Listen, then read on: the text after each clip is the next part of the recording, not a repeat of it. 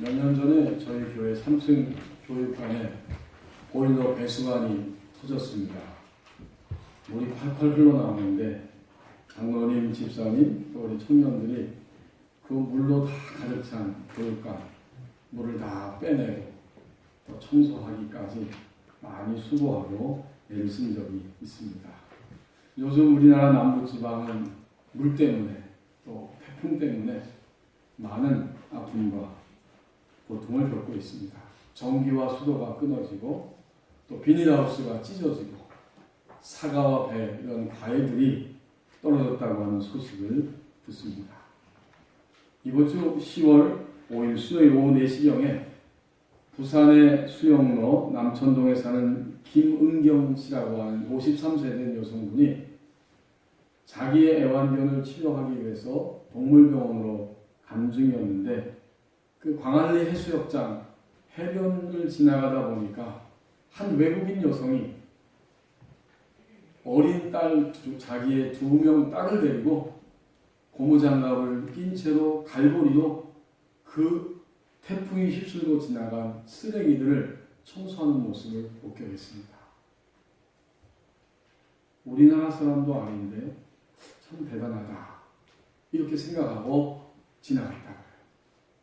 이제 동물병원에서 치료를 다 마치고 다시 집으로 돌아오면서 보니까 여전히 1시간 내내 그 새 모녀가 열심히 청소하는 모습을 보면서 마음에 고맙기도 하고 부끄럽기도 하고 감동을 느꼈다고 말합니다.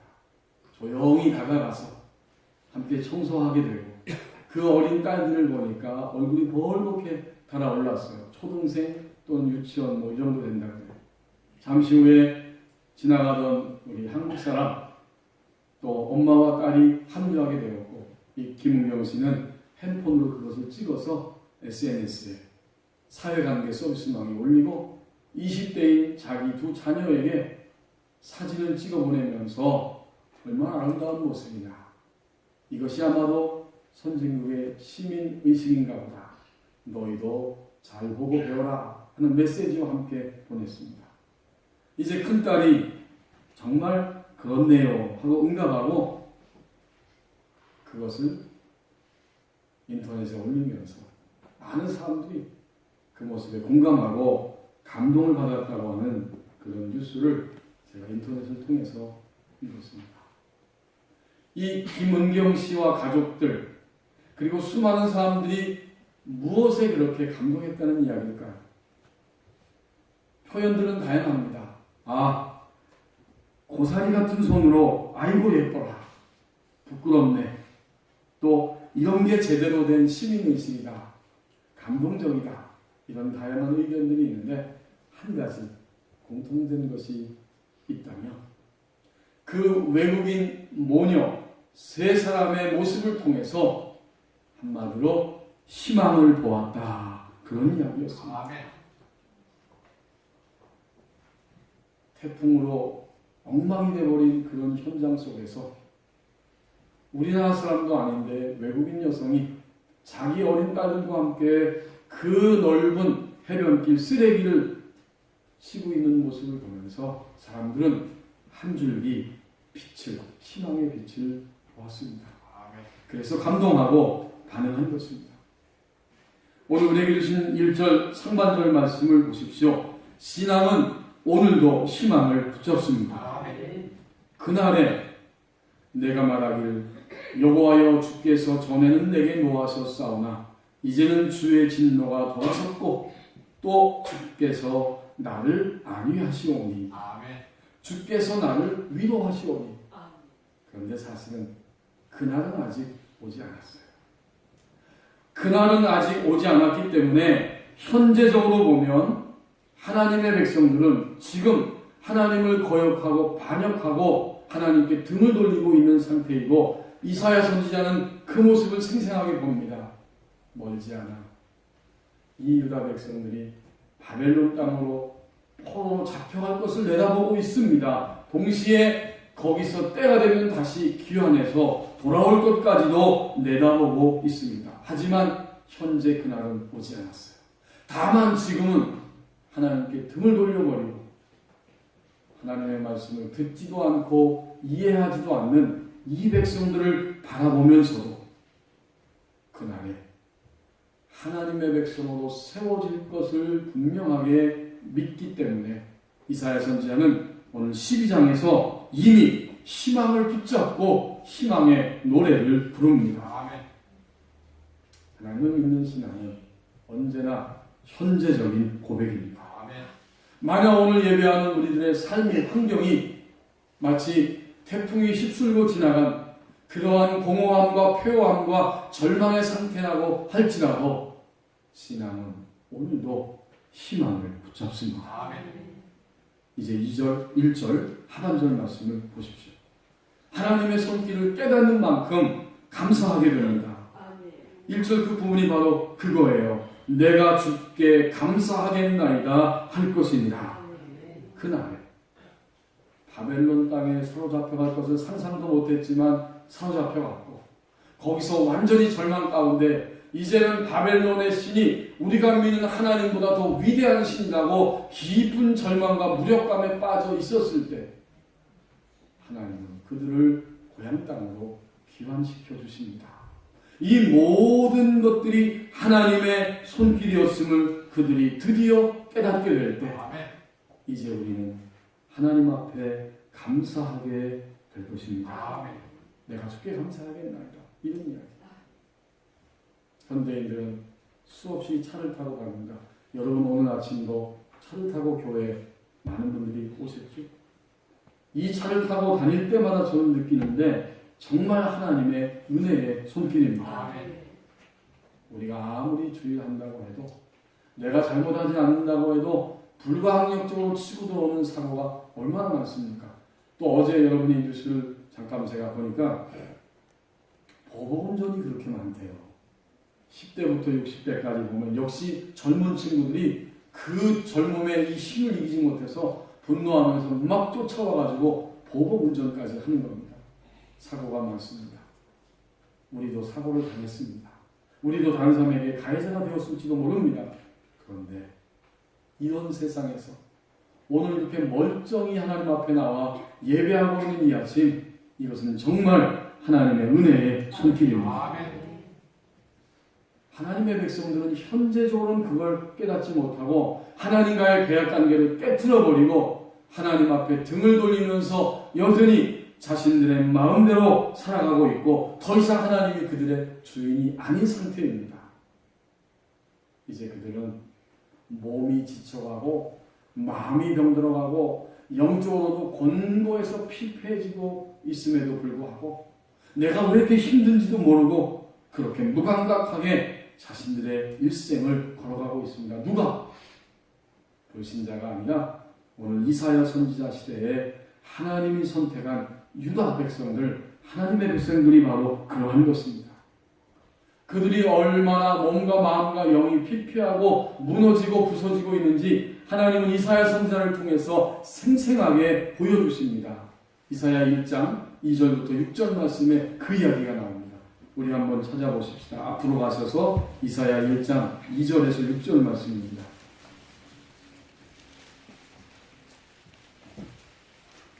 이사야 1장 2절에서 6절을 제가 읽습니다.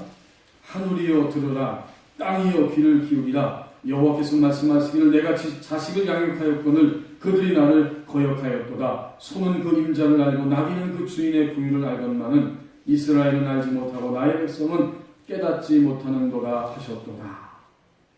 지금 인생을 살면서 누가 주인인지를 완전히 잃어버리고 그리고 하나님과의 언약관계를 깨트려버리고 살아갑니다. 이제 그들의 피폐함이 4절부터 6절이죠. 슬프다 범죄한 나라여 허물진 백성이요 행악의 종자여 행위가 부패한 자식이로다. 그들이 여호와를 버리며 이스라엘의 거룩하신 이를 만홀히 여겨 멀리하고 물러갔도다.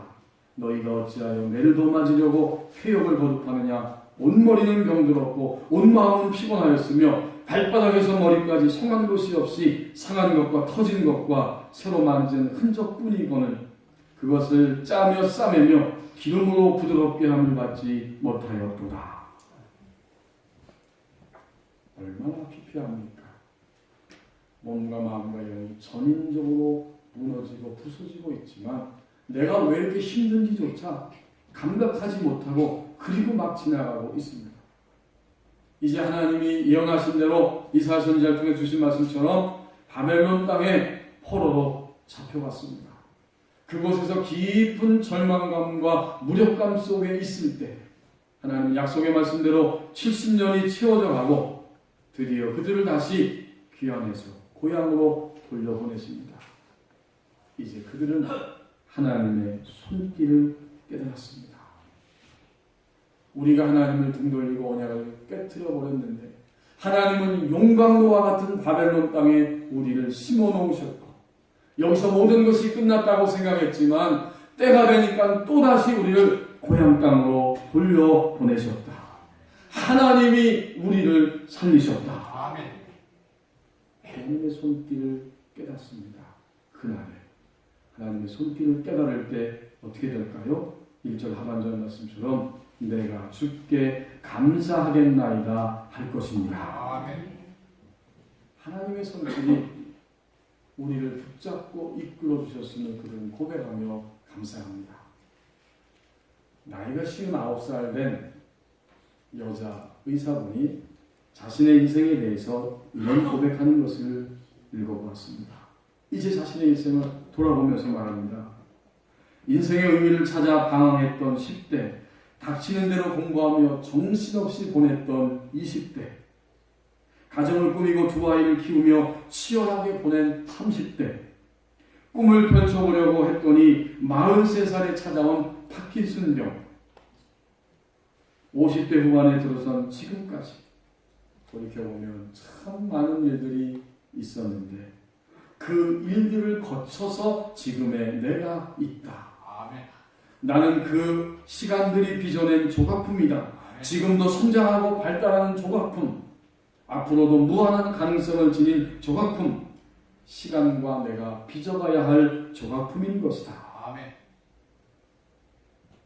그래서 그 여성 의사분은 종종 10대 그리고 20대 청년들에게 이런 이야기를 들려준다고 합니다. 나이가 든다는 것은 그렇게 슬프고 무서운 일만은 아니란다. 아멘. 그건 나름대로 좋은 일이지. 세월은 젊음을 앗아가지만 그만큼의 다른 선물을 주거든. 아멘. 세월을 거치며 단단해진 나 자신, 세상에 대해서 좀 더 깊이 있는 이해를 가지고 웬만한 일은 다 수용할 수 있는 여유로움, 진정으로 소중한 것이 무엇인지 볼 수 있는 눈, 다른 사람의 기쁨에서 함께 기쁨을 느끼는 것, 내일의 세계를 위해 계속해서 자신을 투자하는 것 등등, 이것이 60이 다 된 이 여성 의사가 깨닫는 내용들입니다. 이제 신앙 안에서 보십시다. 지금까지의 모든 시간들은 하나님의 손길 안에 있었고, 내가 결코 지나고 싶지 않은 어두운 밤도, 너무나 쓰라리고 고통스러웠던 시간들도, 또 가슴 벅차서 박수치며 환희의 소리를 질렀던 그런 모든 시간들도 여전히 하나님 안에 있었습니다. 그리고 지금도 하나님의 손길로 우리를 붙잡고 계십니다. 하나님의 손길을 깨닫는 만큼 감사하게 됩니다. 2절 상반절 말씀을 보십시오. 하나님께 주목하는 생활이 시작된다고 말씀합니다. 보라, 하나님은 나의 구원이시라. 아니, 하나님의 백성들이 바벨론 땅에서 고향으로 돌아왔어요. 이제는 그들의 시야가 하나님을 주목하기 시작합니다. 그래서 마침 일깨우듯이 말합니다. 주목하십시오. 이제 보십시오. 하나님은 나의 구원이십니다. 정치적인 압제자 밑에서, 또 영적인 쓰라린 죄의 결과 앞에서 우리는 다 망할 것 같았지만 하나님은 우리를 건져주셨습니다. 하나님만이 진정으로 나의 구원자가 되십니다. 이게 그냥 저절로 얻어지는 게 아니에요. 드디어 그들은 포로기를 통과하고 날 때 하나님을 주목하기 시작합니다. 모든 초점이 하나님을 향해 맞춰지기 시작합니다. 물론 아직은 아니에요. 분명히 말씀드린 것처럼 시작이 된 거예요. 하나님께 주목하기 시작합니다. 그리고 첫 번째로 고백하는 말, 보라, 하나님은 나의 구원이시라. 여기에는 적어도 세 가지 의미가 담겨 있습니다. 하나님은 나의 구원이시라. 이 말은 하나님밖에는 구원이 없습니다.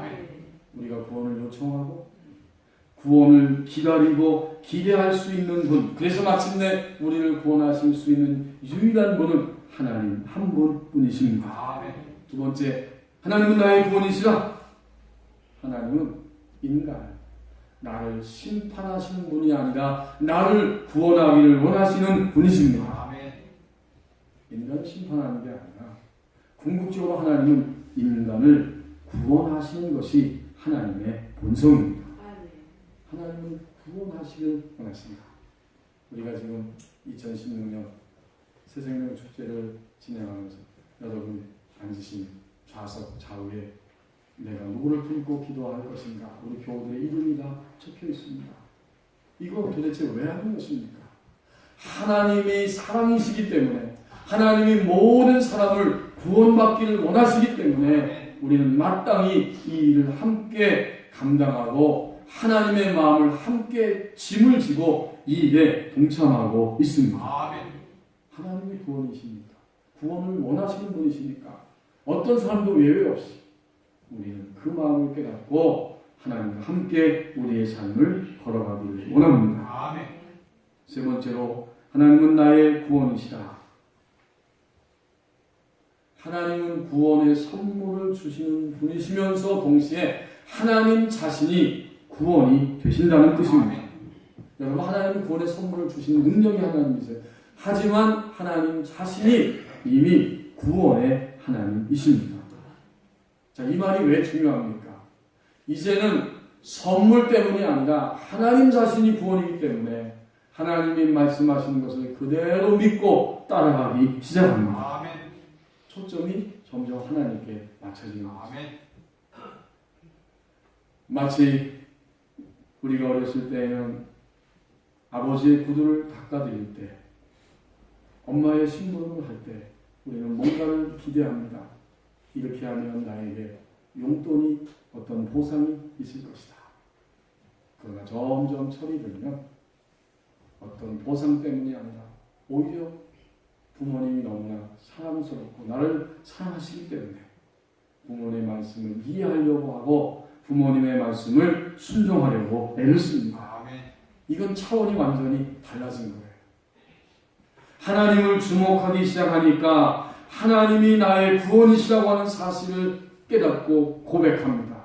이제는 이해가 되든지 이해가 안 되든지 하나님이 구원이시기 때문에 하나님을 따라가면 마지막으로 나에게 주어지는 결과는 구원이다. 이것을 믿는 거예요. 하나님이 명령하시는 대로, 하나님이 요구하시는 대로, 하나님이 깨닫게 하시는 대로 드디어 하나님을 향해 달려가기 시작합니다. 이게 하나님께 주목하는 생활이 지금 시작된 거예요. 예수님이 복음서를 통해서 누가복음 19장 41절부터 44절의 말씀에 예언하셨습니다. 때가 되면 너희들이 자랑하는 이 화려한 예루살렘 성전이 돌 위에 돌 하나도 남지 않고 다 무너질 것이다, 부서질 것이다. 드디어 예수님이 부활승천하신 이후에 AD 70년에 로마 디도 장군에 의해서 예루살렘이 약탈을 당하고 무너지기 시작합니다. 그때 약 1000여 명의 유대인들이 그 예루살렘 남쪽 사해바다 방향에 있는 높은 꼭대기 마사다라고 하는 그 견고한 요새로 피난해서 숨어 들어갔습니다. 그들은 거기서 끈질기게 로마와 항전을 거듭합니다. 3년 동안을 끈질기게 항전을 이어왔지만 이제 더 이상 로마의 그 강력한 군단의 공격 앞에 두 손을 들 수밖에 없는 상황이 찾아옵니다. 그때 유대인 지도자였던 베니야인은 이러한 연설을 남겼습니다. 동지들이여, 지금까지 우리는 참되고 이루어진 야훼 하나님 외에 누구에게도 불복한 일이 없습니다. 그러나 지금 우리는 이방인 로마의 손에 죽거나 아니면 항복하여 그들의 노예가 되는 선택을 해야 할 순간이 가까워오고 있습니다. 동지들이여, 차라리 우리 모두가 다 명예로운 죽음을 선택하십시다. 우리의 아내들이 수치를 당하지 않은 채로, 우리의 자녀들이 노예됨의 지식을 모르는 채로 죽게 합시다. 이제 그 무리들 가운데 남자 10명을 선택해서 죽이는 임무를 맡기고, 마지막에 그 10명은 서로가 서로를 죽이면서 이런 방법을 사용해서 집단 자결을 시도했습니다. 여기에 대해서 여러 가지 의견들과 생각이 있을 수 있지만 하나님께 중심을 드리고자 했던 그들의 순수함은 느낄 수 있습니다. 설교자 조이 트루햇이라고 하는 사람이 말했습니다. 가장 위대한 지식은 하나님의 뜻을 아는 것이고 가장 위대한 성취는 하나님의 뜻을 행하는 것이다. 하나님께 주목하는 생활이 시작된다고 말씀합니다. 이제 마지막 부분입니다. 2절 하반절을 말씀을 보십시오. 신뢰함으로 열매를 맺는다고 말씀합니다. 내가 신뢰하고 두려움이 없으리니. 아니, 하나님을 신뢰하고 나니까 열매가 맺혀지는데 이상하게 내 안에서 점점 두려움이 없어집니다. 두려운 마음이 점점 사라지는 거예요. 이것이 체험되고 증거가 됩니다. 그리고 그 체험과 증거가 점점 더 넓어지는데 뭐라고 말합니까? 두려움이 없습니다. 그 다음에 주 여호와는 나의 힘이 되십니다. 하나님이 힘이 되신다. 사람의 힘도 힘이 되지만 하나님이 근원적으로 나의 인생의 힘이 되신다. 그래서 나는 하나님을 노래할 수밖에 없다. 나의 노래시며. 전체적으로 하나님은 언제 나의 힘 되시고 노래가 되시느냐? 지금입니다. 그래서 마지막 부분에서 말하기를 나의 구원이시다. 나의 구원이십니다. 이건 여러분 현재적입니다.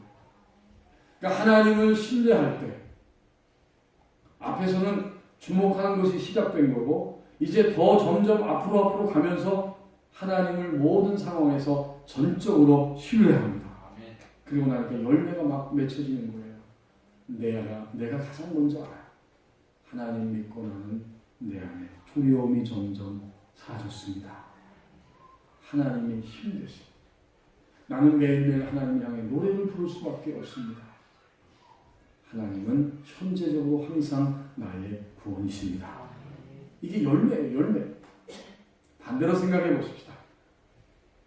만약 하나님 안에 있는 내가 계속 두려움 가운데 있다면, 하나님이 나의 힘이라고 도저히 내가 고백할 수 없고 생각되지 않는다면, 나의 입술에서 일주일 동안 내내 시간이 가도 찬송과 찬양의 고백과 감격의 노래가 흘러나오지 않는다면,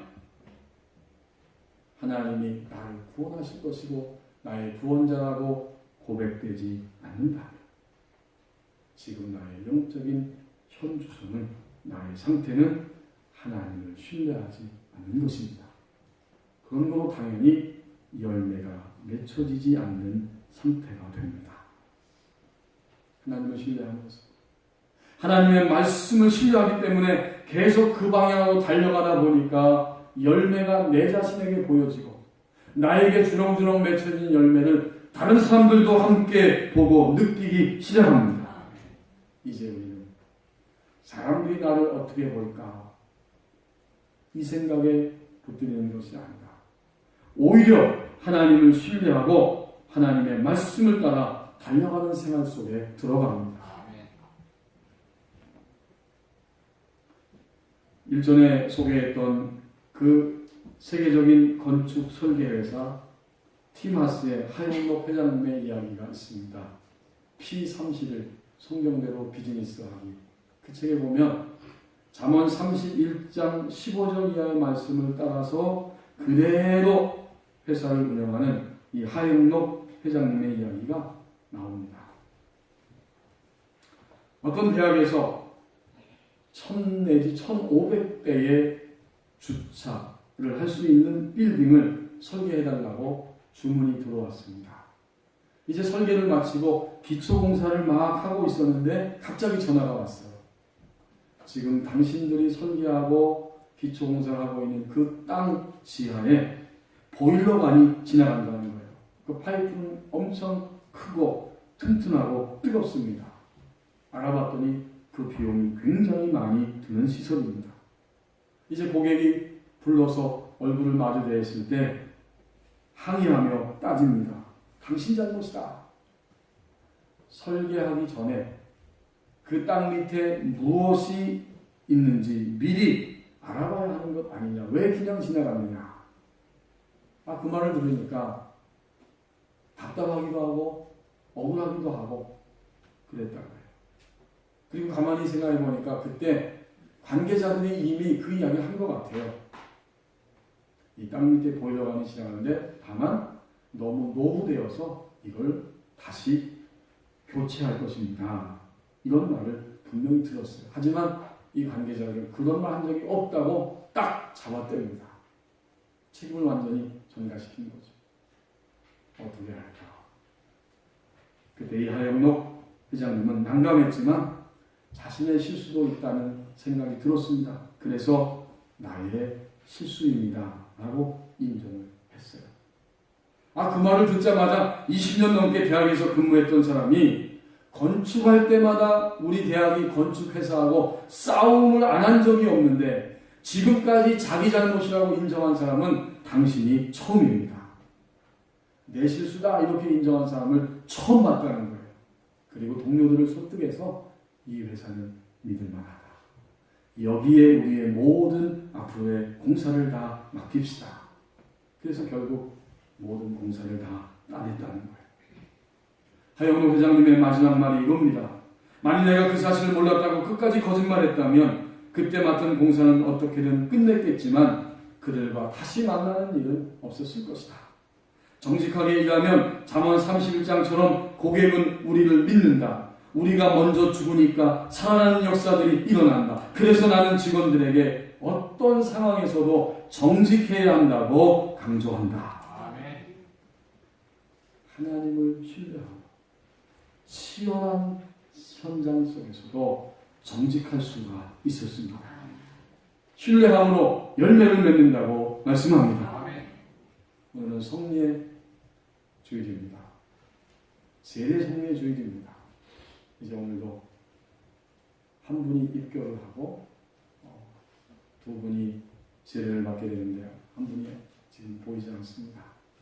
여러분, 세례는 하나님이 나의 아버지이시고 예수 그리스도께서 나의 구원자 되심을 고백하는 나의 신앙을 하나님 앞에서 그리고 하나님 믿는 성도들 앞에서 하나님이 구원을 완성해 가신 이 지상교회 모든 공적인 자리에서 선포하는 예식이 세례입니다. 굉장히 중요해요. 이것은 제2의 생일입니다. 육적 부모님을 통해 태어난 생일이 있고 세례를 통해서 공적으로 선포함으로 새롭게 거듭나는 두 번째 영적인 생일이 있습니다.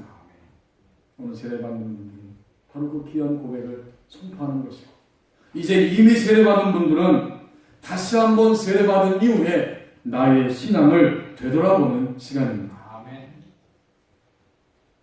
신앙은 오늘도 희망을 붙잡습니다. 아멘. 하나님의 손길을 깨닫는 만큼 감사하게 됩니다. 아멘. 하나님을 주목하는 생활이 시작된다고 말씀합니다. 아멘. 신뢰함으로 열매를 맺는다고 말씀합니다. 아멘. 이것이 하나님을 믿는 신앙의 의미, 아멘. 곧 가을에 생각하는 신앙입니다. 아멘.